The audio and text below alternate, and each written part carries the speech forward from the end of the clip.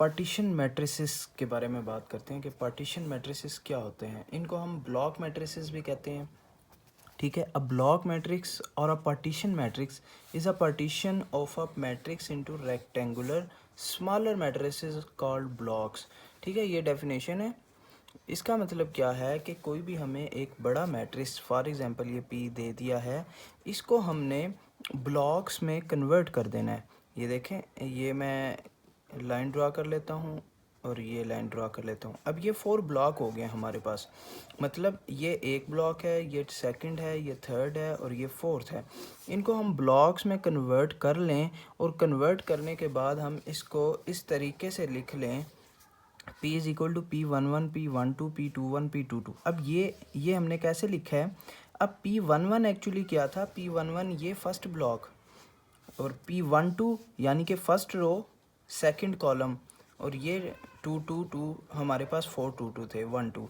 ठीक है, P21 क्या था? हमारे पास सेकंड रो और फर्स्ट कॉलम, सेकंड रो और फर्स्ट कॉलम ये हमारे पास आ गया। और हमारे पास फोर्थ क्या है? ये वाला चीज़। अब आप कंफ्यूज हो रहे होंगे कि हमने ये पार्टीशन कैसे की है। आपका दिल चाहे जिस मर्ज़ी तरीके से आप पार्टीशन कर लें, इसमें कोई मुमानियत नहीं है।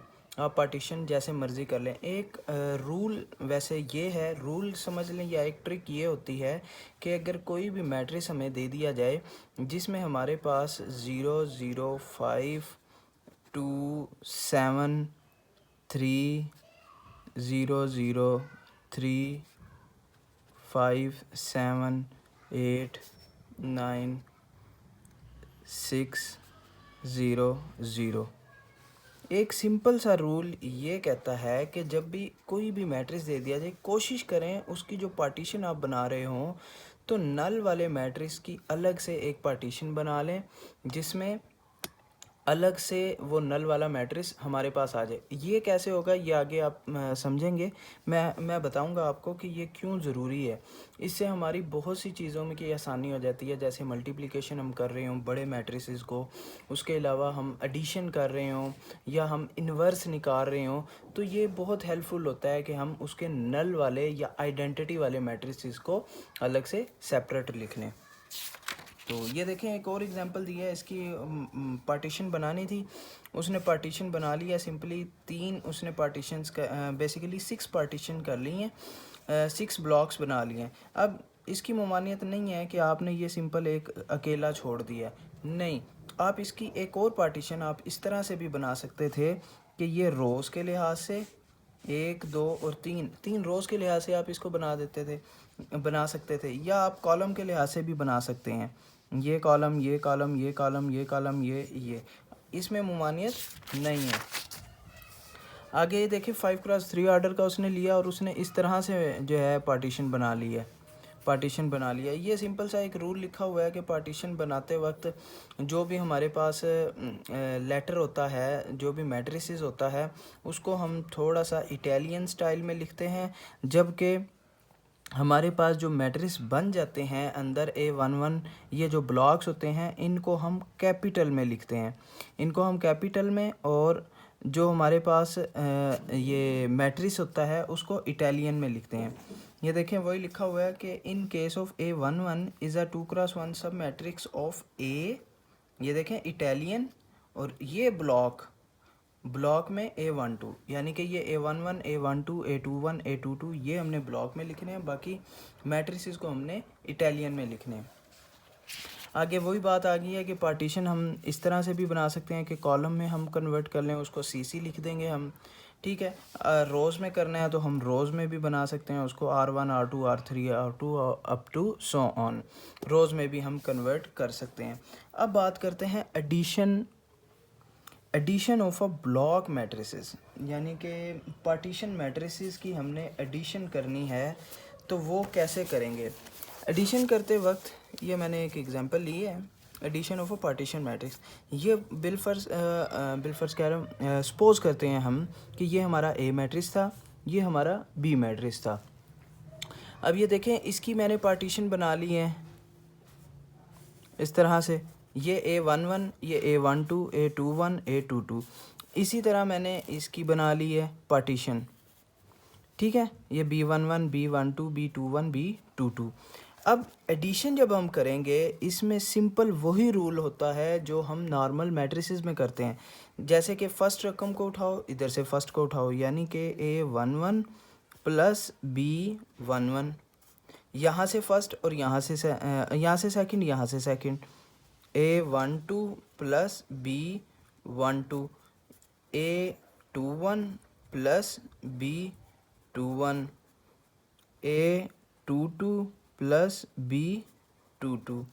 अच्छा, जैसे उसमें रूल था हमारे पास नॉर्मल मैट्रिसेस में, इसमें भी वही रूल है कि उनकी डायमेंशन सेम होनी चाहिए, उनकी ब्लॉक्स की जो आपने बनाए हैं वो डायमेंशन सेम होनी चाहिए। जैसे A11 की हमारे पास 2x2 थी ऑर्डर, इसी तरह B11 का भी ऑर्डर यही होगा।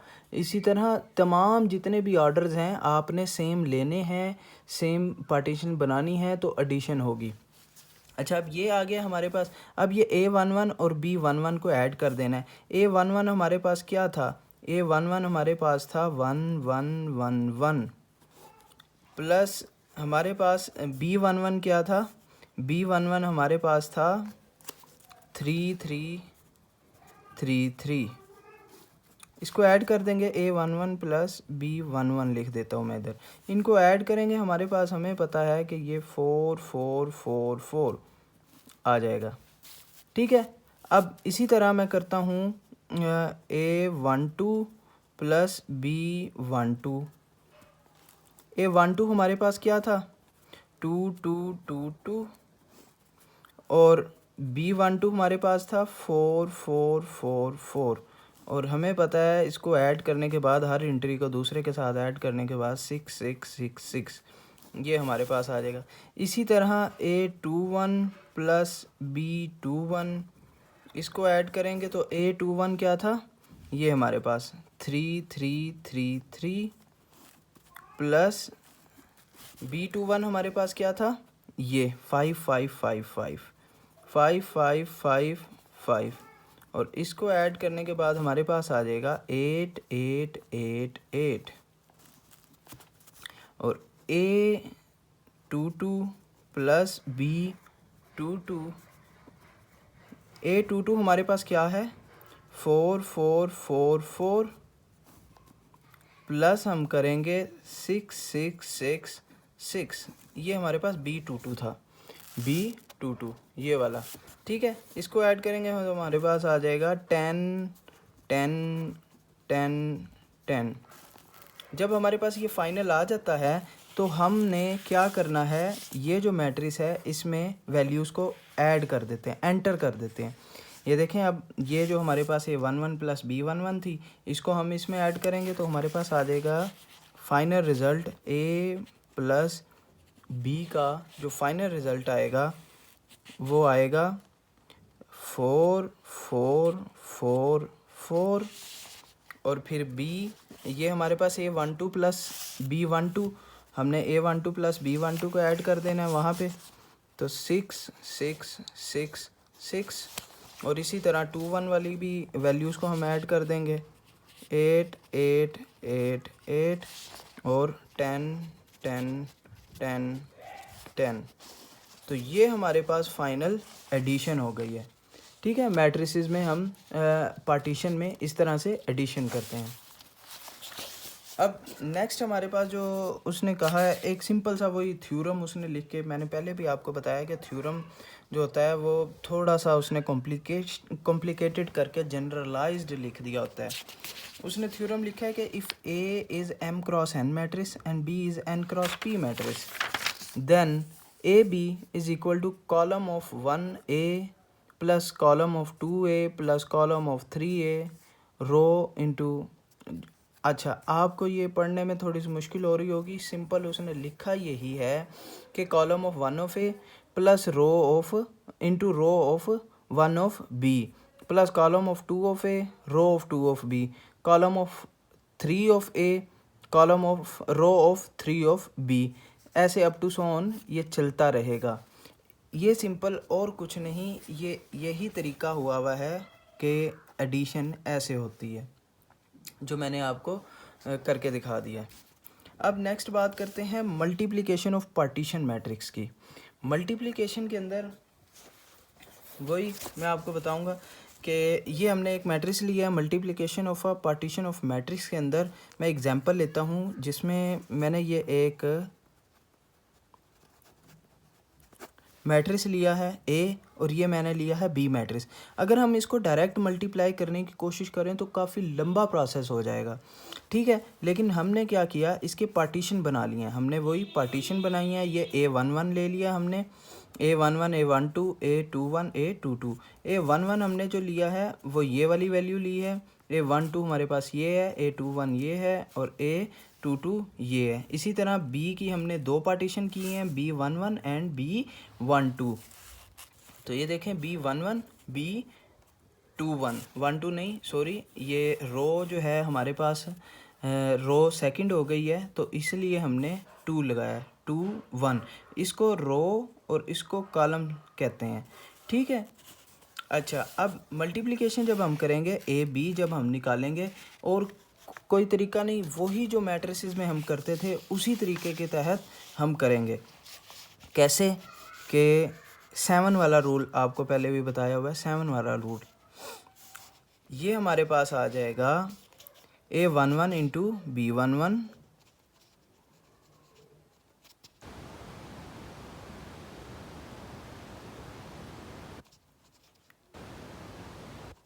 B21, ठीक है। अब इसको इसके साथ करेंगे, A21 into B11 plus A22 into B21। अब ये हमें तो पता चल गया कि ये इस तरह से मल्टीप्लिकेशन हमारी फाइनल आ जाएगी। अब ये तो आ गया, अब हमने इनको सेपरेटली ये और ये अलग से फाइंड कर लेना है। वही हमने जो मैट्रिसेस हमने बनाए हुए हैं उन्हीं मैट्रिसेस को उठा के हम ये सॉल्व कर लेंगे। अब इसको हम एक को सॉल्व करते हैं कि A11 इंटू B11 निकालते हैं तो A11 हमारे पास क्या है, A11 है 1 2 1 -1 -2 एंड 3, जबकि B11 हमारे पास है ये B11 2 1 3 0 -5 व 1 2 1 3 0 -5 व 1, ठीक है। इसको अब हम जो है फाइंड करेंगे तो हमारे पास आएगा 1 इंटू 2, 1 इंटू 2 करें तो हमारे पास आएगा 2, 2 इंटू 3 करें तो हमारे पास आएगा +6, 1 इंटू -5 करें तो हमारे पास आएगा -5। अब 1 इंटू 1 करें तो 1, 2 इंटू 0 करें तो 0 और 1 इंटू 1 करें तो 1। अब -1 इंटू 2 करें तो -2 आ जाएगा, -2 इंटू 3 करें तो -6 हो जाएगा और 3 इंटू 5 करें तो -15 हो जाएगा। इसी तरह -1 इंटू 1 करें तो -1 -0, बाकी ये 3 इंटू 1 करें तो या +0 एक ही बात है, 3 इंटू 1 करें तो +3। तो हमारे पास जो फाइनल इसका रिज़ल्ट आया है वो आया है 6, ये हमारे पास 1, ये 3 हो गया, ये हमारे पास 2 हो गया, ये हमारे पास -15 -21 -23 और ये हमारे पास 2। ये हमारे पास A11 B11 का आंसर आ गया, ठीक है। अब इसमें हमने ऐड क्या करना है, हमने ऐड करना है A12 प्लस B21। अब A12 और B21 निकाल लेते हैं, A12 B21 इसको हम निकालेंगे तो हमारे पास A12 क्या है, A12 है 0 2 1 1 और B21 क्या है 0 8 0 2। इसको सॉल्व करेंगे तो हमारे पास 0 इंटू 0 0 प्लस ये तो 0 रहेगा क्योंकि, और फर्स्ट वाली हमारे पास आ जाएगा 4, ये हमारे पास हो जाएगा 1 इंटू 0 0 एंड 1 इंटू 1 0 और ये हमारे पास हो जाएगा 8 + 2 10। ठीक है, ये हमारे पास आ गया। अब फाइनल जब हम इसको मज़ीद सॉल्व करेंगे तो हमारे पास आ जाएगा 3 2 -23 2 + 0 4 0 10। 3 + 0 3, 2 + 4 करेंगे तो हमारे पास 6 आ जाएगा, -23 एज इट इज़ -23 आ जाएगा, और 2 + 10 करेंगे तो हमारे पास आ जाएगा 12। ये बुक वालों ने गलती की हुई थी, मैंने बुक की तरफ देखा था, बुक में जो है उन्होंने ये लिखा हुआ था, ये गलत है, बुक में गलत है, मैं बिल्कुल ठीक था। 3 6 -23 12 यही चलेगा हमारे पास। 3 6 यहाँ पे 6 -23 एंड 12। तो ए बी मैं इसको ऐसे लिख सकता हूँ, A B is equal to 3 6 -23 and 12 17 and 14। तो ये हमारे पास फाइनल सॉल्यूशन है। Making block up of matrices. अच्छा, अब यहाँ पे देखें, ये सारे ज़ीरो हैं, ज़ीरो है, इसका मतलब है कि हम कोई ऐसी पार्टीशन बना सकते हैं जिनमें सारे के सारे ज़ीरो वैल्यूज़ हम सेपरेटली ले लें। वो हमारी वेल एंड विश है कि हम किस तरह से जो है ना सारी ज़ीरो वैल्यूज़ ले लेते हैं। हम इसकी जो है ब्लॉक 4 भी बना सकते हैं, हम इसके ब्लॉक हम 6 भी बना सकते हैं। 6 कैसे? 6 में और ज़्यादा आसानी रहेगी कि हम इस तरह से करें और दूसरा ब्लॉक ये बना लें, फिर ये ब्लॉक बना लें हम, और ये ब्लॉक बना लें। हम इस तरह से ब्लॉक बनाएंगे तो हमारे पास 1 2 3 4 हमें ऐसे पॉइंट मिल जाएंगे जो बिल्कुल ज़ीरो हमारे पास आंसर हैं। इवेलुएट करना हमारे पास बहुत ज़्यादा आसान हो जाएगा। ठीक है, तो हम इसको 4 भी बना सकते हैं, उन्होंने 4 बनाए हैं, हम इसको 6 भी बना सकते हैं। 6 में यही होगा कि 0 0 वाले सेपरेट रहेंगे। अब ये देखें, जो ज़ीरो वाला होता है जिसमें कोई और वैल्यू नहीं होती, जैसे हमने ये बनाया था, इसको हम कहेंगे A021 O21 O21। अगर मैं इसकी बात करूं तो इसको मैं लिख सकता हूं 2 × I(2), मतलब ये आइडेंटिटी हो जाएगा। अगर मैं 2 कॉमन ले लूं, ये हमारे पास हो जाएगा O22।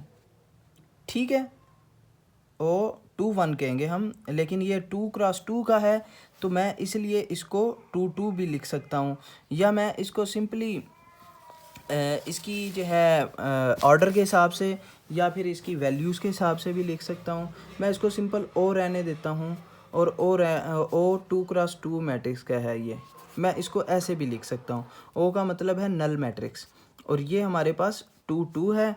अब इसको मैं 2 2 सेपरेटली भी लिख सकता हूँ, या इसको मैं ये भी कह सकता हूँ ए हमारे पास फर्स्ट रो और थर्ड कॉलम 1 3, और ये हमारे पास हो जाएगा ओ 2 × 2 का, और ये हमारे पास 2 × I(2), और ये हमारे पास हो जाएगा A23।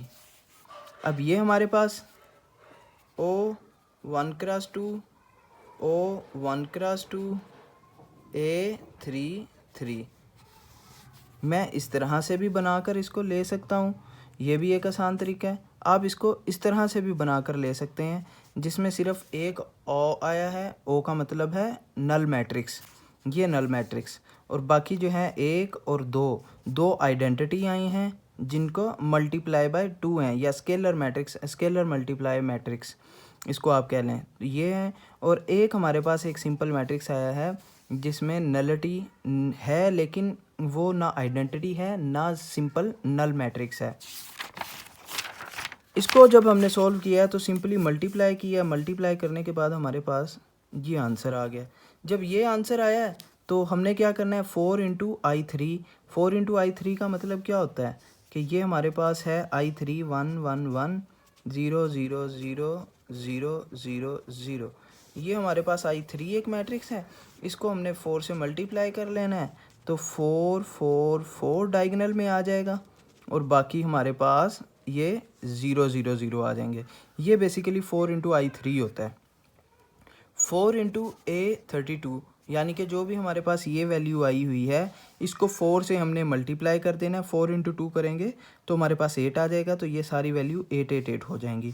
4 इंटू I2 सेम वही, बाकी A23 हमारे पास नल मैट्रिक्स ही रहेगा। ये देखें स्क्वायर निकालना फिर इंतहाई आसान हो गया है कि ये सिंपली ये देखें वही वैल्यूज़ लिख दी हैं और ये 8 8 कर दिया है। तो स्क्वायर निकालना हो ये सिंपल वही रूल है जो मैंने अभी आपको मल्टीप्लिकेशन का बताया है।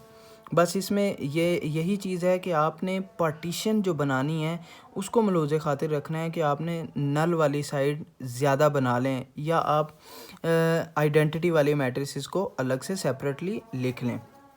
अच्छा,